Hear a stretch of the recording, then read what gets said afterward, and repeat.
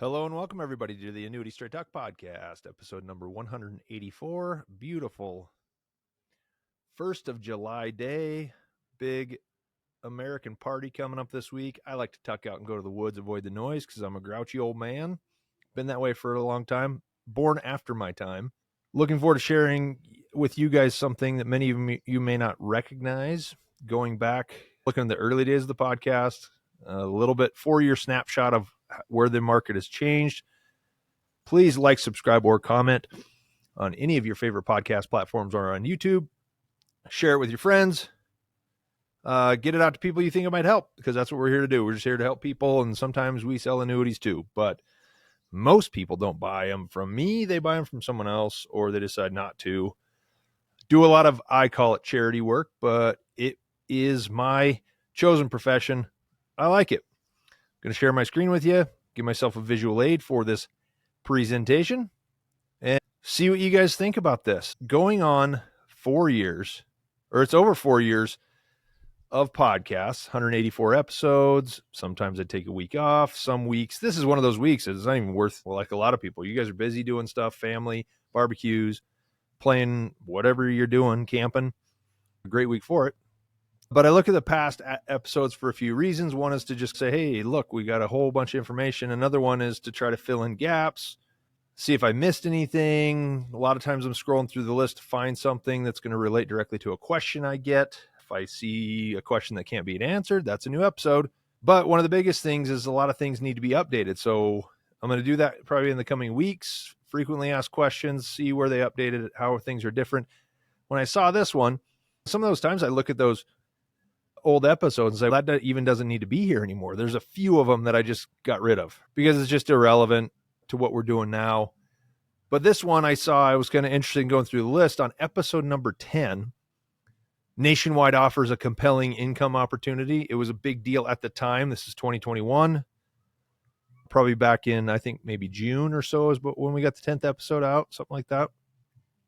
And it's interesting to me because we had a ton of content ideas then, because we could talk about anything about annuities. But why in particular was that episode number 10? Why did that get our attention? And perhaps it's something that got your attention. And right now, I do really think that everyone should pay attention to this. The biggest thing for me was I hadn't recommended an income product in a long time. We hadn't seen an income payout that high for a long time, so it was a big deal for us. So these days, it's going to look rather weak, but it reinforces a big point for those who are trying to decide if guaranteed income is worthwhile. And annuities in general are better. We all know that, right? A lot of the business I've done in the past few years came from people who had been looking at annuities for a while and been on my list for a little bit. When the rates came up, they knew just how good a deal the updated products were. So they could see the difference. They thought, oh, wow, now it's a good deal. I'm going to go for it. Now, a lot of the people that are looking at it for the first time don't realize how much better it is. Is this a good deal? Because they hadn't looked at it in the past. And obviously people are newly retired, and it's becoming viable for people even 10 years before retirement where it wasn't before. And it's not to say that the nationwide deal was really good. It was just better than anything that had hit the market in 8 or 9 years, probably. Into 2022, low rates had plagued this business for a long time. We got a nice little bump in MIGAs and FIA cap rates and stuff like that in 2018 and 19. That vanished in the COVID crisis and all that BS. This website went live technically in November of 2008, but we still had solid rates. And I was like, hey, I'm a MIGA guy. And I looked at these GLWBs and they were pretty dang healthy. But with all the catastrophe in financial markets, it did not take very long for that to disappear. Many of you might remember that most of you guys that are looking at retirement have been saving and investing for longer than the average investment advisor has been in the business. You might remember the NASDAQ didn't recover its 2008 high until 2016. There were 8 years of a lot of volatility, a lot of uncertainty. Real estate collapsed, took years to recover, and rates were persistently low starting in about, mid to late 2009 into 2010. It just looked like, So during the first 10 years of my career, I had to deal with the fallout from 2 major crises in the financial markets. A majority of the guys in the business now didn't necessarily have that. Those who do understand well the value proposition of what we're trying to convince people is a good idea. And it's not to throw shade at anyone, but everybody, you guys all learn lessons. Everybody I talk to learn those lessons. And maybe it helps to have someone with that perspective. Not that you got to do business there, but just understand, talk to a few different people at least. So the pressure that put on me early in my career to become successful, even at that time, was really just to make a living because I believed in it. I didn't make a whole lot of money, but that environment gave birth to alternate strategies and ideas and the ability to adjust recommendations over time. So it sharpened me a lot, because without pressure, we don't grow. So now you have access to all those ideas, and I still try not to push anyone in one direction or another.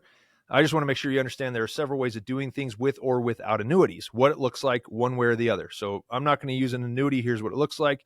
I want to run the risk. Maybe you got enough money. It doesn't matter. Don't want to lock it up. We're going to talk about locking it up. And then, but with annuities, there are other ways of doing it where there's a lot of guys that'll just say, hey, I got a product. You should buy this. This is it. I like the guaranteed income now. I didn't always do that. If you've been listening for a while, you know that. And so you're going to get a couple different strategy ideas at the very least for me, and then the different product ideas as well. But that's not the topic of this, is I like to point out the difference between income payouts and tackle the rest of it at another time. So what is the effect of higher rates that we've seen in the last 2.5 years, really? Probably 2. It's almost 3 is when we started getting really good stuff. So what was it 4 years ago? In that podcast, it was a big deal that a 65-year-old couple could get an immediate payout of 5% on a GLWB. At the time, that's immediate. Now, obviously, it's different if you defer. We know that. We're going to keep this general, straight to the point. That even beat single premium immediate annuity, SPIAs. Every year of deferral, the income's going to increase, but the point is, like, what that payout meant, what Nationwide was stepping out and doing, is maybe they knew something nobody else did. But the idea was, it wasn't to say recommend that buy that product, but if it was meant to tell people that we're going to buy guaranteed income, then that was a really good option. You should not overlook that, because we hadn't seen anything like that in a while. Hey, we got something that may be worth considering. I still wasn't sold, but that's not the point. All right. Again, in the podcast, we gave an example of a 65-year-old couple. After the bonuses added, they can enjoy lifetime income on a joint basis immediately, $5,400 per year. I saw that when I was looking for episode. It seemed like a good idea to reevaluate that one. I ran the same product on my calculator for the payouts now, and the same age couple can now get $7,140 annually. That's a 27.5% increase in the immediate payout, and it's still competitive with SPIAs as well. Now, if you heard me talk about it, you got to shop both sides of it, because sometimes the GLWB's paying higher, sometimes the SPIA's paying higher. And then you get into the other details depending on what you want and the basket of benefits you want. So you can't forget to look at all of them, but I've got the calculators where you can do it, and you don't have to step foot in 12 different offices to see the same thing. So it's available and free for anybody who wants to see it. So one way I've always looked at these products is to see how long it takes to get your original principal back, or what's your break-even date. The payment stream from 2021 would take a couple 18.5 years to get the initial $100K back. So they'd be 83, almost 84 years old at the time. But today it takes only 14 years. So instead of that, they'd be 79. Okay, again, and some people say that's not great, but 27.5% is better, way better than it was. And with everybody talking about what's going to happen in the markets and all that stuff, political tensions calling for rate cuts, you never know what's going to happen. Rate cuts, again, don't necessarily mean that annuity rates will drop. Could lead to inflationary scenarios and all that stuff. I used to recommend a different path in nearly every scenario, but today it's a toss-up. More people are finding extreme value in the annuity income, and it's a lot harder to disprove that it only enhances a retirement portfolio. I've done that a bunch of times. Going to have to keep talking about it to remind everybody that's new. If this still doesn't seem that good to you, then look at it from a different perspective. Specific ages for single and joint life can change things considerably, and deferral years also increase the payments much more than used to be the case. So as you defer, that gap between what is now and what was then widens even greater. Back in the day of low rates, it would take 10 years of deferral for someone to get an income payment payout that was 10% of the initial investment. Example, put $100,000 in, wait 10 years, 10 grand a year. That means it would take another 10 years to get all the money back. So 10 years of 10 grand a year would be 100 grand. You'd be 20 years out. You finally get your 100 grand back. You'd either immediately take payments for 20 years or defer for 10 and pay 10 before it all came out. It's the same, no matter what. Now we have much more efficient payment streams, with most people getting a 10% payout in 6 years or less. Got one guy who is currently looking at a GLWB can get that kind of payout in less than 4 years. The contract he's looking at is going to give him more than a 10% payout in 3.5 years. Pretty wild. Now, for reasons like this, and I've talked about it a lot, the investment industry has been converting at a rapid pace. Big guys like Fidelity and Schwab move first, but there are still a lot of individual holdouts. How good can a guy really be if he completely ignores an entire asset class meant to serve retirees? And I don't care the guys who say fee only. Oh, I do fee only. They've got fee only annuities that fit right into those guys' fee structure, so they wouldn't be breaking. And the problem is those guys could always sell commission products too. They just can't sell a commission product and then charge a fee on it.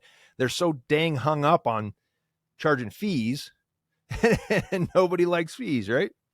Anyway, there's fees for income riders, so I don't take too big a shot. So now, whether it's just a place to park money or a more sophisticated income planning scenario, I can make the case for nearly everyone to buy an annuity of one type or another. The fact that a 5% payout was good enough at the time to be one of the first pieces of information that was shared on the podcast, that kind of makes me laugh a little bit.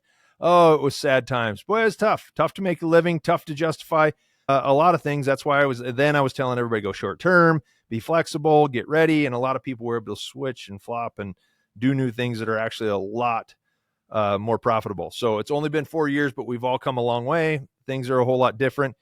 If you're only seeing this perspective for the first time, then you'd better give it some serious thought, because everybody that was around then seems more eager to pull the trigger, and a lot of new people need that perspective a little bit. Say, hey, yeah, we actually are dealing with some pretty good stuff right now. This has been episode 184, 5% to 7% income payouts. Annuities have come a long way. Again, my name is Brian Anderson. Please like, subscribe, or comment on any of your favorite podcast platforms or on YouTube. Share it with your friends. Let me know what you think. And I would love a comment or two or some questions or anything like that would be just great. So I will be back next week with something good and something new on episode number 185. You guys have a great day. Okay, bye.